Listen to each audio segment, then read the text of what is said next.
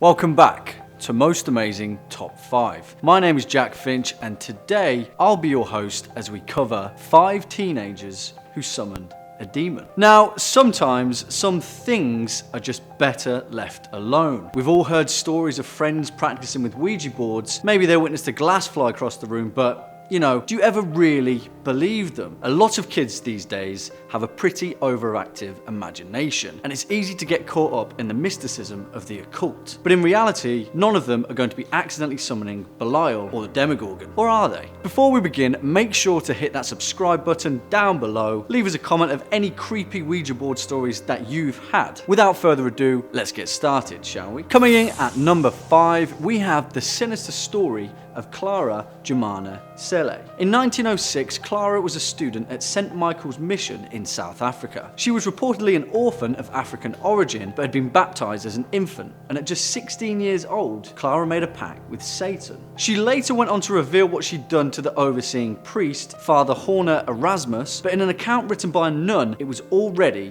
too late. Clara was reported to be able to speak in languages that she had no previous knowledge of. Witnesses reported that she could speak and understand Polish, German, French, and any other language that they could throw at her. It was also reported that she had become clairvoyant, revealing many of her neighbours' most intimate of secrets. On top of this, she had seemed to have gained an extraordinary strength and a violent temper. She threw nuns around the room as if they were dolls, and it was reported that her screams resembled a savage beast, with one nun reporting that they sounded like a hellish choir. Well, the priest soon stepped in, and Father Erasmus performed an exorcism on Clara. It lasted an incredible 2 days, and at the pinnacle of the ritual, Clara was reported to knock the Bible from the priest's hand and attempt to choke him with his own shawl. Next up at number 4, we have the bizarre story of Ronald Doe. Now, people claim that the story of Ronald Doe is the true inspiration for the classic horror film The Exorcist. The story begins in the late 1940s. Ronald, who was 13 years old at the time, was traumatized by the loss of his beloved aunt, Harriet. His aunt was a spiritualist who had a fascination with the occult, and she taught him many things,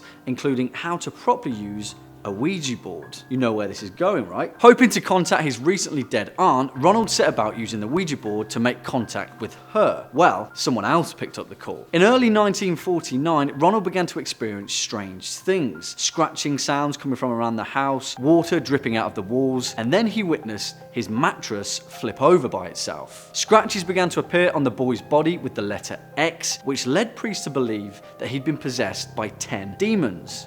That's pretty unlucky. After months and months of grueling exorcisms, Ronald actually survived the ordeal after reportedly witnessing a vision of St. Michael defeating Satan's armies on a great battlefield. Good job. Bringing us in at number 3, we have the tale of the Ammons family. Now, this story is pretty weird, but whatever the true outcome, it led to one of the strangest cases ever handled by the US Department of Child Services, and many of its events are detailed in an 800-page report. It happened, it's weird, let's jump in. In 2014, mother of 3, Latoya Ammons, claimed to police officials that her children had been possessed by demons, a pretty strong claim for anyone. But, well, when a social worker and a hospital nurse came to check on the children, they witnessed Latoya's 9-year-old son walking backwards up a wall. Now, that's not all. Latoya says that the strange tale began with flies. Wherever the children would be, there'd be a swarm of big, ugly flies that followed them. And despite constant cleaning and repellent, they were still there. They'd also witnessed her 12-year-old daughter levitating above her bed, unconscious. Seeking the aid of a priest, the children were reportedly violent and aggressive. They spoke in grave, beast-like tones, and the priest believed that the children had been taken into possession by a demon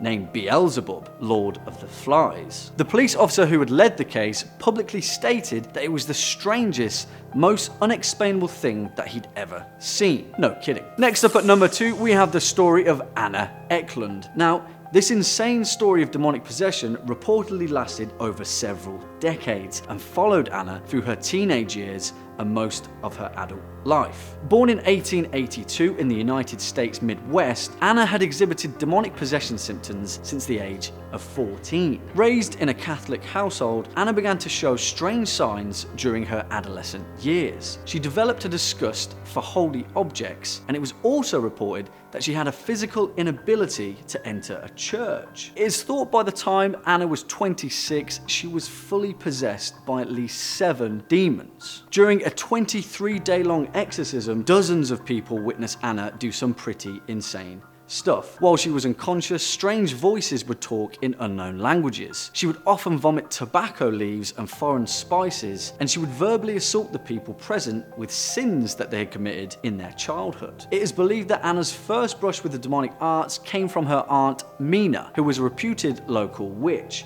and would supposedly prepare Anna's food with strange herbs. The amount of records on Anna Ecklund is insane, and her case is considered by paranormal scholars as the most abundantly documented case of possession in the 20th century. And finally, at number 1, we have the true story of Estefania Lazaro. And number 1 spot is the real story that inspired the Netflix hit horror film Veronica. Have you guys seen it? Pretty good. Now, Estefania's brush with demons remains to be one of Spain's most mysterious unsolved criminal cases. According to her parents, Estefania had developed a slight interest in the occult, which gradually led the teenager to perform a seance at school with her friends. According to a witness, they were attempting to contact the boyfriend of one of the girls who had recently died in a motorcycle accident. And you guys guessed it, they used a Ouija board. What happened next was a series of unexplainable events that occurred over a 6-month stretch. Estefania would descend into a strange version of herself, often having wild seizures and visions, and she would snap into fits of violent rage, snarling and barking like a beast at her younger siblings. After months of torment,